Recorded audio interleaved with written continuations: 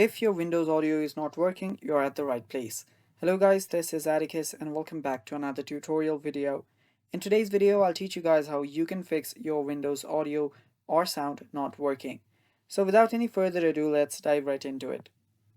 The first step is head over to your search bar and simply search for services. After you search for services, open it up. Now, after you open it up, you will find an option that says Windows Audio. Now all of these are simply arranged in alphabetical order, so scroll down till you find Windows Audio. After you find that, simply open it up, make sure that this is on automatic. After you do that, tap on apply and then tap on OK. Now right click here, just stop this and start it again, or you can simply restart it altogether.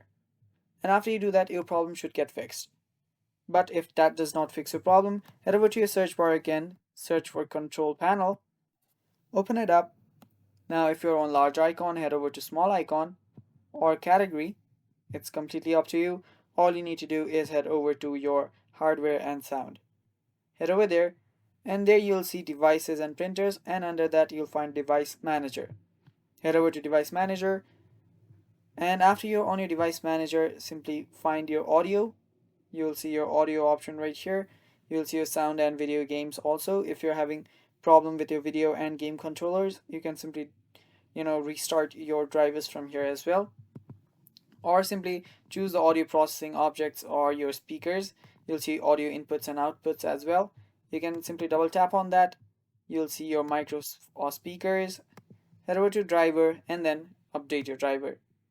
Tap on update. You can browse your device for your drivers as well, and you can do you can basically use that, and then your problem will get fixed. And that is how you fix your issue, guys. So the first step is you will need to head over to services, restart your Windows audio, and then head over to your drivers and then update your driver. And that is how you fix your Windows audio issue. Thanks for watching, guys. That is all for this video. Stay tuned for more, and bye bye.